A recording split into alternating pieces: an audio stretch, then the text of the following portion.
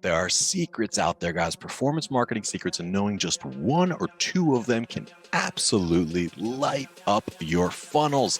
Let's go. This is the Revenue Driven CMO. I'm your host, Chris Mechanic. Join me as I uncover the secrets of the world's most elite CMOs and marketing leaders. The Revenue Driven CMO is sponsored by Web Mechanics, the AI driven performance agency that makes you smarter. You started many businesses. You're a really talented marketer. Like when you think about the tools and the techniques in your marketing, in your personal marketing playbook, like the first few things that you do, say when you start a new SaaS, Mm, um, is there anything that you feel like is a secret that jumps out? it's not the secret to most people, but it's still, for some reason, something that people don't do enough of, or at all. It's spend an insane amount of time asking questions to your potential customers. Spend an insane amount of time, more than reasonable, digging for what is it that they really need. And as you do so, learn how to do it so you uncover the difference between the wants and the needs. Something I've learned in product discovery. The wants and the needs are two very different beasts. Yeah, And if you don't do your job right, you're gonna get the wants, but not the needs. And the needs are what you are out to solve for.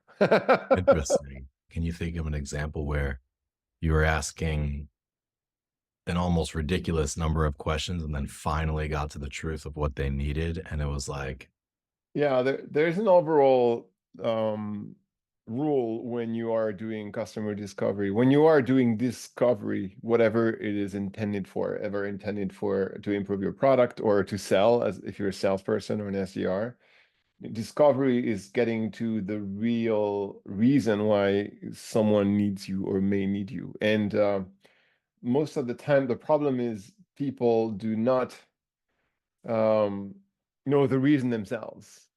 yeah, It's hidden in there somewhere, but they cannot express it to you in the way it should be expressed. yeah, And you have the task of figuring this out.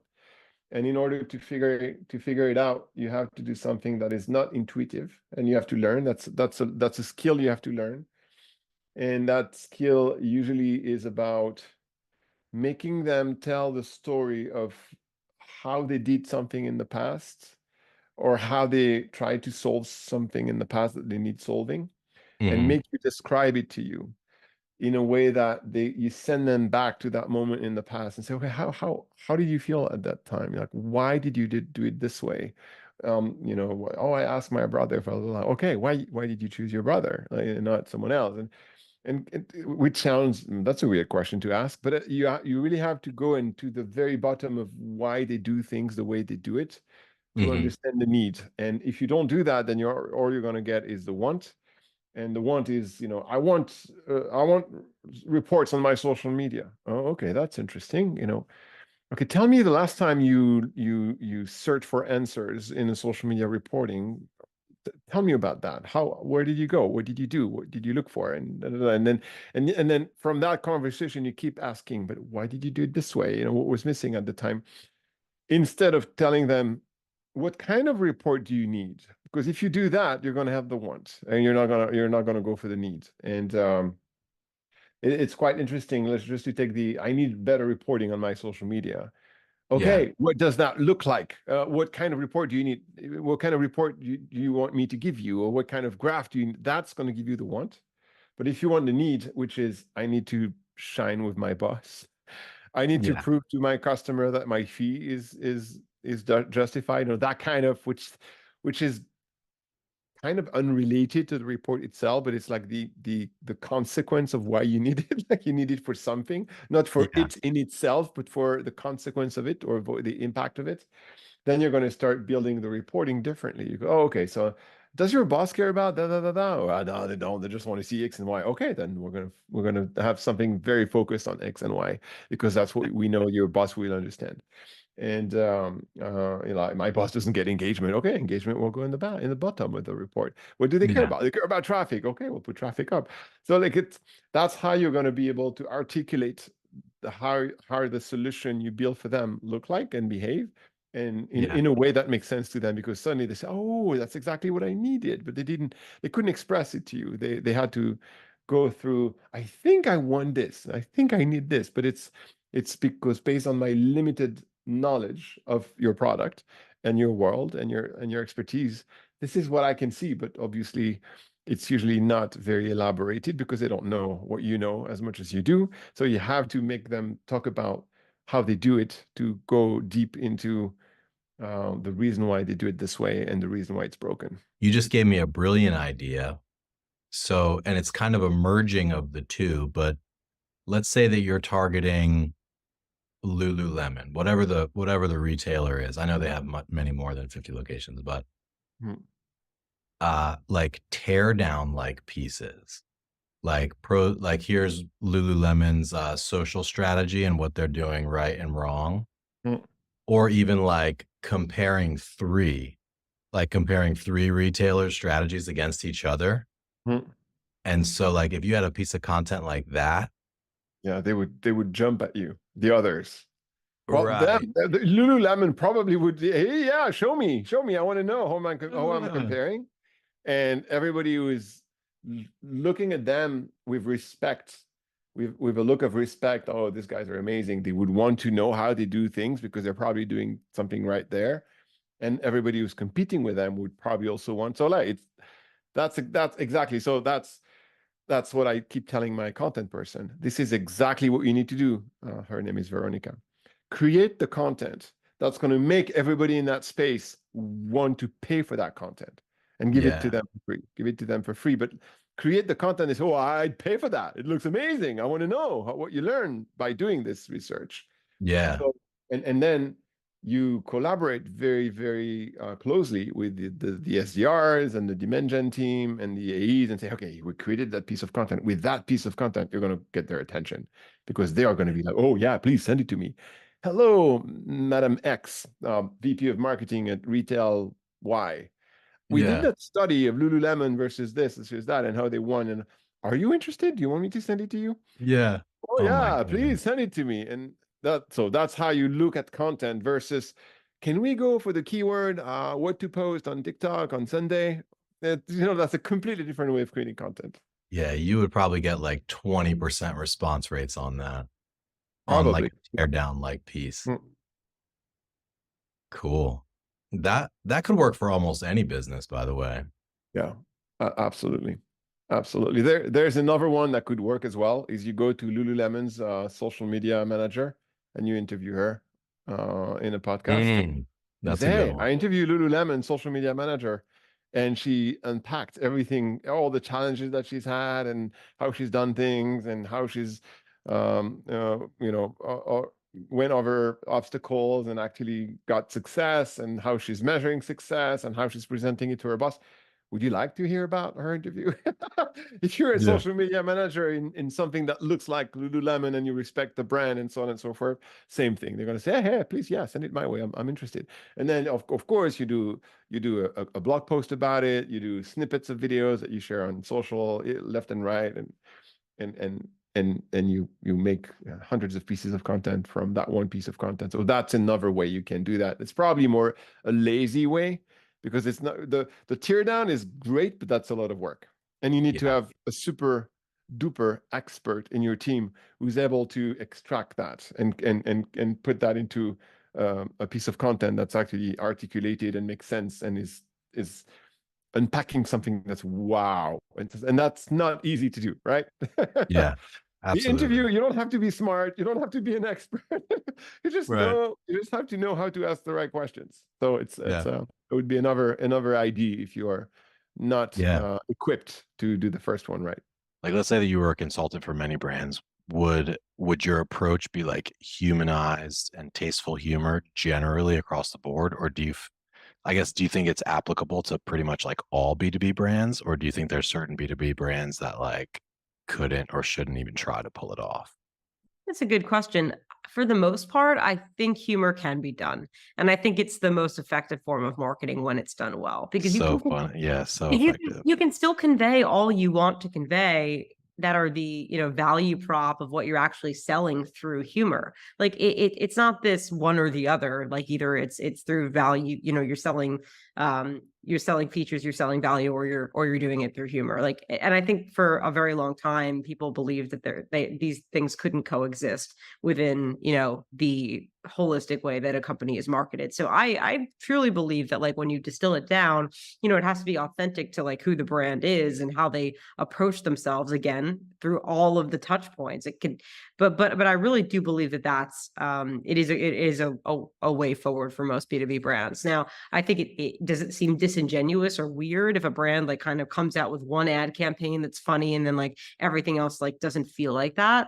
A little bit. I think, like, you know, you have to kind of own it and approach things either, you know, not everything needs to be laugh out loud funny, but it needs to have a tweak and a hint of that we get you, we understand you level of self-awareness. And that can be in email marketing copy and sequences. It could be in white papers. It can be in, you know, it's tone. And it's making sure that that tone is applied throughout everything that you do, even if it's a slight wink every once in a while. I want to get a better sense of like just how you think about stuff. Yeah, Is that okay? of course. So pretend you're me, right? I own an agency. We're really Okay. good at like paid search, paid social, conversion rate optimization. I would love it. Well, I believe also in humor, you know, in tasteful humor. And really my core belief is like anything but boring, right? Because Yeah, half the battle is getting attention. 100%. So like if you were, you know, our head of creative, or if we hired you like as a consultant and I was like, hey, we want to do funny stuff. Like, what are the general steps that you would go through? Like, would you first like jump on Reddit, for instance, to see like what conversations are happening around the agency space, or like kind of just walk me through your process from the request of like, hey, let's get some better ads that are humor infused to like the actual execution. Yeah, I mean, I would take a look at obviously each client, each company. I would, you know, treat it very differently. I would say, what are the narratives that this company can own? What are the narrative adjacents that, you know, they can play in? And then how do you bring those to life in a very humanized way where there is some level of, I see myself in that. I see my colleagues in that. I see others in that. What I Mhm. believe is there has to be kind of a viral coefficient in the way that you think about the ads that you're creating. And if you can't find that, then it's probably not the right thing. So it's like sort of that mentality to start. And then, yeah, you start to see like, what are the conversations that people are having? What are the reels that they're creating? What are the TikToks? What are the Reddit? Like, what does Reddit say? Like all of these different places. And then like create this kind of Venn diagram of like, these are the sweet spots of where what we can own, how we can sound, and how we can do this. And then the narrative work begins, which is the challenging part. It has to really feel authentic and human. You know, like the conversation around AI, like there are really funny ways to do that. We've done hundreds of ads, you know, like just in the way that people are view AI, are fearful of AI, think it'll replace their job, kind of laughing at what it can't do yet. And then, you know, we have an AI product within our suite, and it's a part of ClickUp. And it was like, how do we tell this story and create a funnel through AI narratives to our product? And it's like, you know, one example of that was, you know, this would not be, it wasn't a entirely ClickUp focused ad, but the conversation was, what if AI could like summarize slow talkers? And we had this guy come in and we filmed it in house, and it was it was a conversation between two colleagues. One asks how his weekend is, and the guy just goes, I went to the elevator and then I pressed the down button, and you know, you see the other guy's eyes and he's like, oh my God. And then all of a sudden Yeah. he hits pause, he hits AI, ClickUp summarize, and then he summarizes it and he goes, yeah, my weekend was great, man. Like, how was yours? That's And you awesome. know, it's just kind of this thing which is like natural office, natural work, you know, conversations, interactions combined with what you're solving for, Yeah. and the problem. So that's how I sort of look at it. Like, what is that narrative? What is the funny part? What are things within like that world that you can then create. And then I try to find that middle ground on what are people actually talking about? Is this real? Is this a funny thing? Like, slow talkers, like, yeah, it's just funny. Like, no one likes a slow talker. So What would you say is like really driving your revenue engine? Like, are yeah, there any channels or traffic sources that really jump out?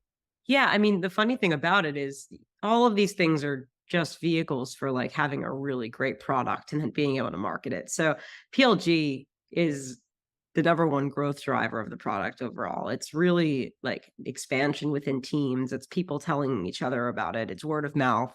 SEO and all these other all of these other paid tactics. I really do believe are these touch points on a journey. But if you don't have a killer product, you're really not driving it. So, I mean, as you probably know, attribution's really hard, right? It's like, where did they actually come in on this journey? How many touch points before? Are you really giving YouTube the credit? Are you giving SEO the credit? Right. It doesn't matter who you want to give the credit to. It's likely not the first place that they heard about it. So I think it's firing on all cylinders and just having an incredible product that you have internal customer advocacy for through it within companies, within having champions, having people wanting to talk about it. And then, yeah, all these other things are kind of that nice to have. Yeah. When they actually Google it, you have great SEO rankings. You have all these templates that come up that can help them, and thinking about the mechanisms that can actually drive that forward. Yeah. Now when I heard like chief creative officer, my mind automatically went to, like the sales funnel, right? Like Yeah. pre-trial. Um, what are you guys doing like post-trial to retain, upsell, cross-sell? Like, how do you sort of make sure that messaging and that tone kind of carry through after somebody signs up for a trial and even starts using it? Yeah, I mean, it's more at that point about retention and making sure that the product experience is great and offering them, like benefits and thorough onboarding and really understanding who they are, why they're coming there, what they're using it for, giving them the best templates, the best use cases. Yeah. It's really about that enablement journey at that point. It's Yeah. like, it's what is the best, most world-class experience that you can give your customers once they've signed up. So it's much more about that. It's constantly A/B testing different things. What does the onboarding flow look like? What are you showing them when they first sign up? How can they invite their teams? What are their teams show? What are their teams see when you invite someone? I mean, it's all of the mechanisms of like what is the viral coefficient of getting people to sign up. And I think we have a great kind of built out thought process and flow of what that looks like through thousands of growth experiments. That's sort of where it comes in, where you have a really powerful growth team that understands like how do you drive people, what do you test, what do you do. So that's sort of what the focus is there. Yeah. So most of your focus then is actually like on the Yes. before trial Yes. stuff. Yes. That Yes. makes sense. Yeah, That's that's what on I thought. less on the upsell conversion side. It's let's get them there. Let's get them excited about it. Let's have us never lose uh or always be in the room when we're being brought up against competitors and have the majority of people want to use ClickUp and kill Jira. And when you're operating in an e-com environment, it's like you launch a campaign and then you start seeing revenue, right? It's like almost no lag between when you launch that campaign and when the revenue starts coming in. Is that, I mean, is that kind of akin to product-led growth in a way where like you just get the benefit of that feedback loop so much faster than say an SAP where it's like a 9-month selling cycle. That's right. And it's what we call the flywheel effect, not Yep. flying, but flywheel effect of PLG and product-led growth, which is extremely, extremely exciting. And you start really touching in a more palpable way, that revenue that you monitor pretty much on an instant basis. And after Dropbox, I continued my journey. And recently, about a year and a half ago, I decided to join Amplitude for two reasons. First of all, I felt that their analytics platform was going to be a game changer for the industry because it precisely provides product-led growth teams the power of harnessing behavioral data, customer behavioral data, and turn it into growth and revenue. Yeah. And I had a chance to just re-embrace that PLG mindset and launch it also for Amplitude. So now we have a new offering. We launched it in October, and it is extraordinary. It's an extraordinary feeling to get in touch with the revenue again in a palpable and very direct way. That's awesome. So yeah, I want to talk about Amplitude. I want to talk about your very unique and interesting take on PLG for maybe not so much product companies technically. But before we go there, I'd love to learn, like in your experience at Dropbox and at Amplitude so far, where you were really getting a master's degree in PLG.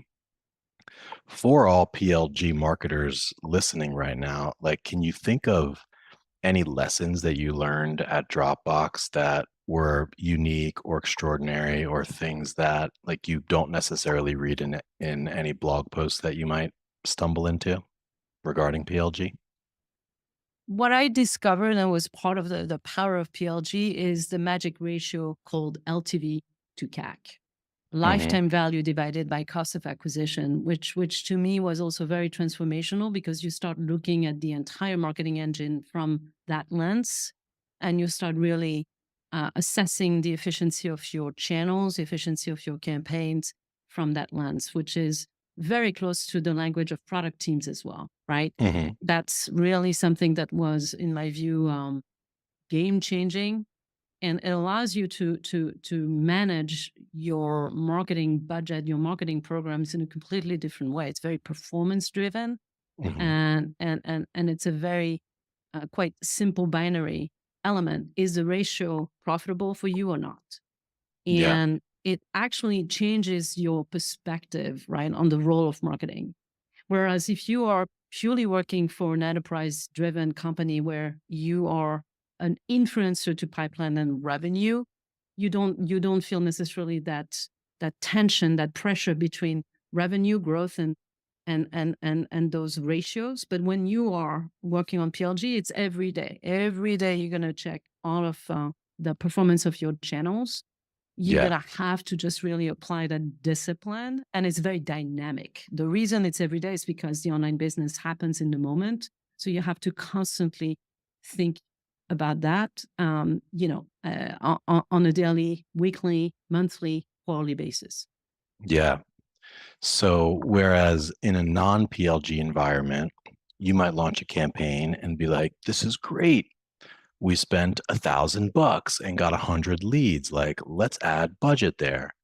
In a PLG led environment, you might launch that very same campaign, but not really get excited about it or unexcited about it until the point where the 14-day free trial is over and you see like what percentage of those leads you were able to convert to paying customers. Yeah, but don't get me wrong. This LTV to CAC ratio has to apply to every single motion that you have. So you have to be able to really look into it in its entirety. I think that what's exciting about PLG is the speed at which you operate. You have to constantly optimize your channels, your programs, your performance.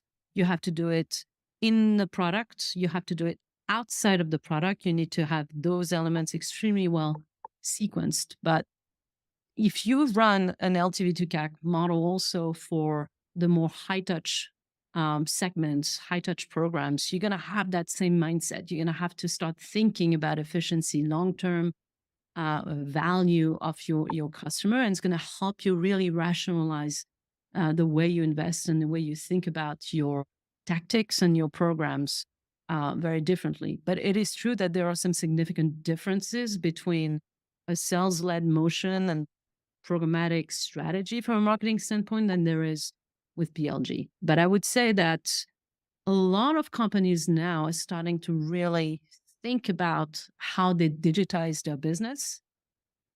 And when they do so, they're starting to think about how they digitize their product. And when you start thinking about a digital product, you have to start to apply some of the principles of a product-led growth strategy. So that's what's really exciting to me. And we're starting to see it happen because admittedly, PLG has existed for a long time. A lot of the e-commerce companies have used the concepts of product-led growth quite a long time, especially in the media, but also in retail, online retail, and others. There's been an explosion of these. But think about traditional companies. I'm going to give you a real example. Okay. Think about how traditional companies are now starting to embrace product as a source of revenue for them, and how they're starting to really create a varied mix of products, either physical products or digital products. The example I have is regarding the brand Fender.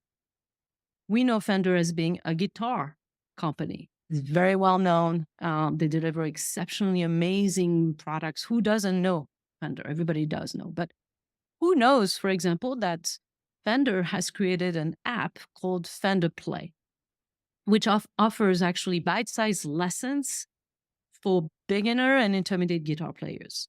Mm-hmm. So is this Fender Play a digital product? 100% it is.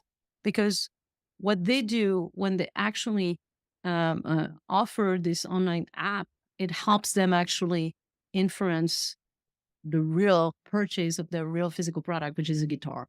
Their assumption and their hypothesis when they started creating this digital model was, if we teach people to play and to learn and play the guitar, they'll want to come back for more. They'll be interested. They will advocate for the brand and they will get hooked into it. And then over time, they're going to improve and hopefully buy more. So there was a direct correlation between that digital product, which is an online tutorial app, and the actual physical product, which is a guitar. And they can have both. So imagine the business opportunity for Fender. And this is just one example, but many can happen also in the quick service restaurants we see in. We're working with great brands like Chick-fil-A. Same logic here. Physical product to sell, but digital product that supports their physical product strategy, and so forth and so on. We work with a lot of retail brands who are also starting to diversify their digital strategy and experience, Walmart being one of our key customers, and so forth and so on. Media companies are doing it, of course. So what's exciting about this is that the digital product, is at the core of the transformation of companies. Yeah. And those companies are starting to think along the lines of the way I've explained how marketing is starting to think about its own mission, its own role, and the way they really help influence, support, or directly run growth and revenue for companies. If we turn it over and look at a professional services company, a consulting firm, or even a more sales-led SaaS that doesn't have a free trial. Say they can't do a free trial for whatever reason, and it's demo-led. How can companies like that pull a Fender? Like, is it always an education-first approach, the way that Fender did? The Fender one, the application that they created was very oriented towards education, because I think there is a direct link between learning and playing. So I think this was really well. But I'll give you some other examples. Some I would say traditional restaurants brand, for example, or even retail brands, we want to create a loyalty app, for example, online. People live online. They want to offer you the ability to collect points, to order or pre-order online, build your loyalty profile, but you still buy in store, right? Yeah. So you have to actually understand how the digital experience that you want to create complements your in-store experience. So that it can take many forms. It can take the forms of loyalty programs, learning programs.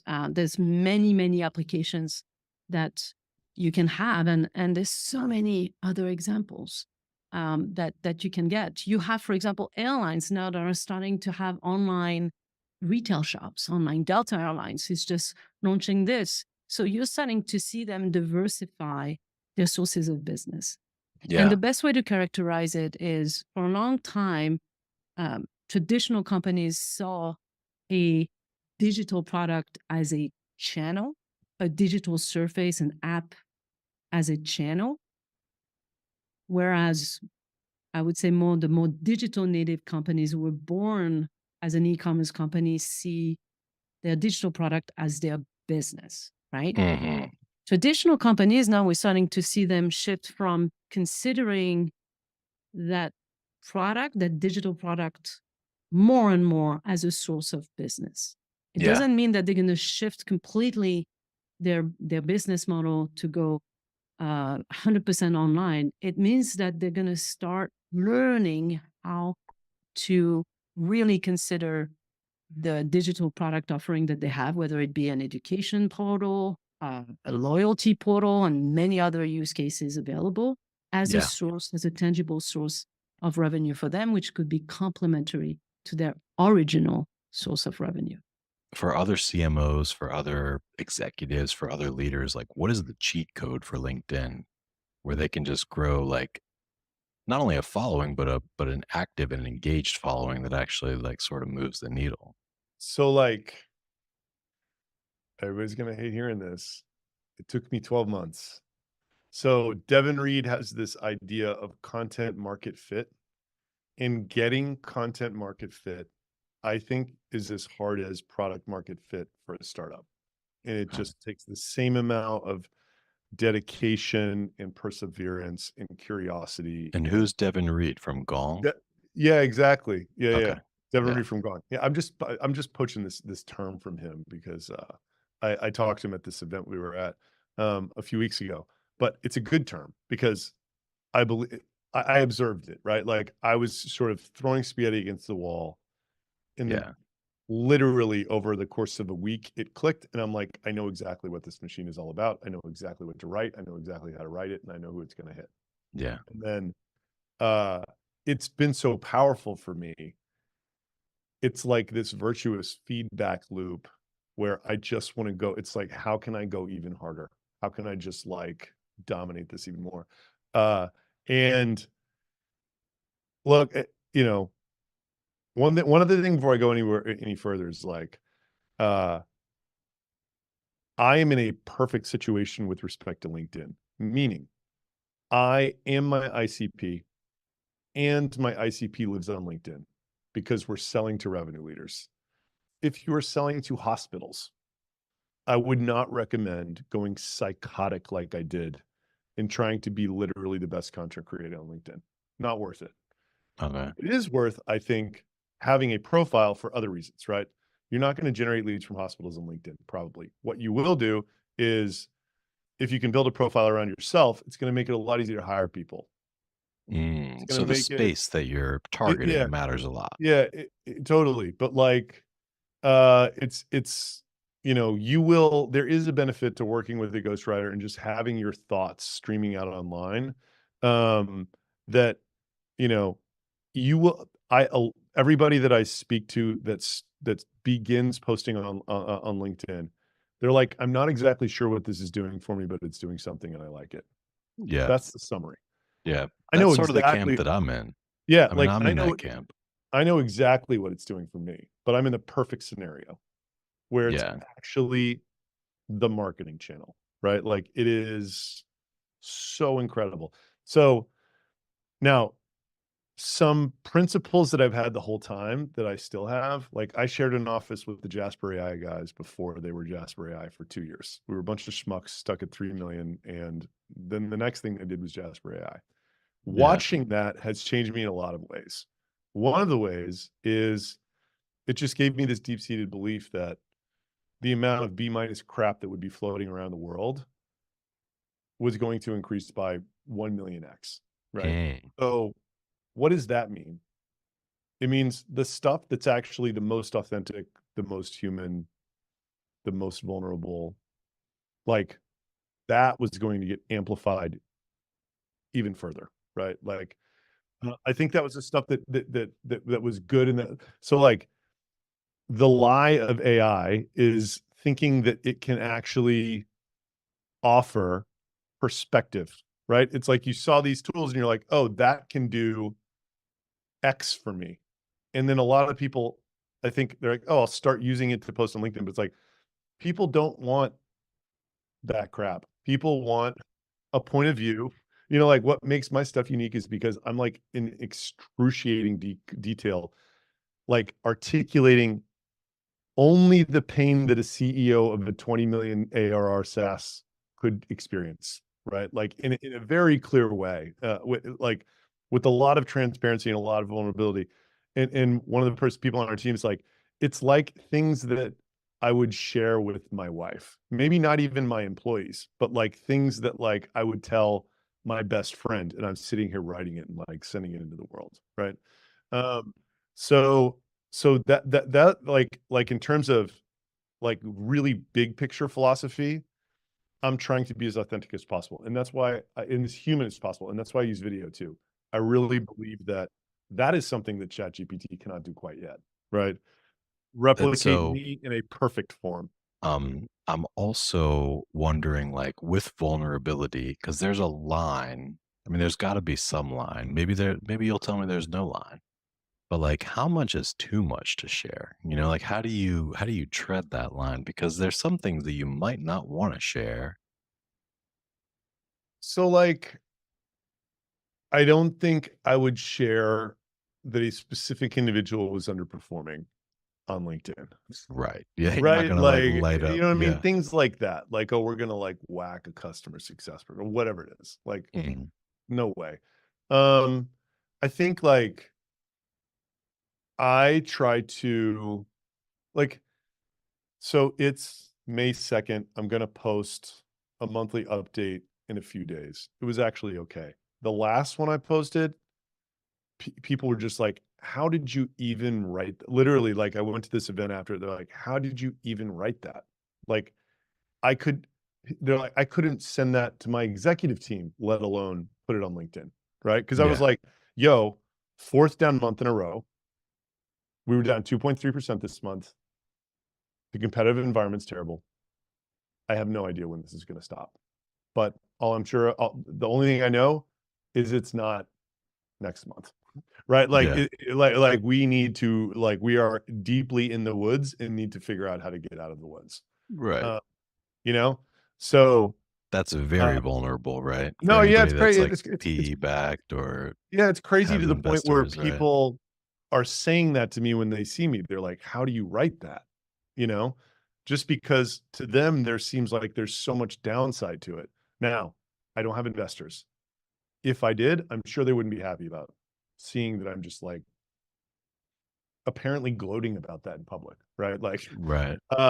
at this, it was not easy to write. It's not something that I take joy in, right? Because a lot of my ego is tied to, sadly, and when I say this, I get like, well, your ego shouldn't be tied to your ARR. It's like, yo, let me tell you what it's like to be a SaaS founder. Your fucking ego is tied to your ARR, right? Yeah. So it's not easy to write, but like I'm so committed at this point to doing it that I'm just doing it.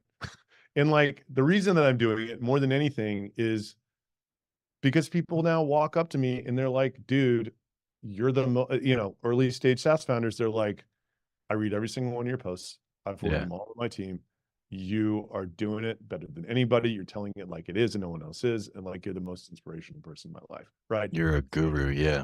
Yeah. I So mean, like, you're becoming a certified guru, like yeah, in the but like a space. guru who's doing it, like Yeah. that's, I think, why it is so appreciated in this audience. It's like this Yeah. guy, unlike everybody else, he's actually just like getting his nuts kicked in the trenches and reporting every grilling detail. Yeah. You know? And that's a wrap. Thanks for joining us here today. For show notes and other episodes, visit us at revenue-drivencmo.com. That's revenue-drivencmo.com. And hey, exclusive for listeners of this podcast, Web Mechanics will do 10 to 20 hours of work for you for free. Literally no sales calls, no BS.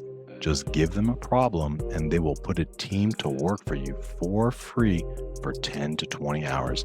even if you're already a client. If you're struggling with demand gen, lead gen, SEO, SEM, Google ads, LinkedIn ads, conversion optimization, if you can't get Facebook or Meta ads to work for the life of you, or you can't figure out attribution, Web Mechanics will take a good hard look at whatever problem you give them, whatever programs you put in front of them, and they will give you an objective, informed opinion, plus some advice from 10 to 20 hours of senior level attention.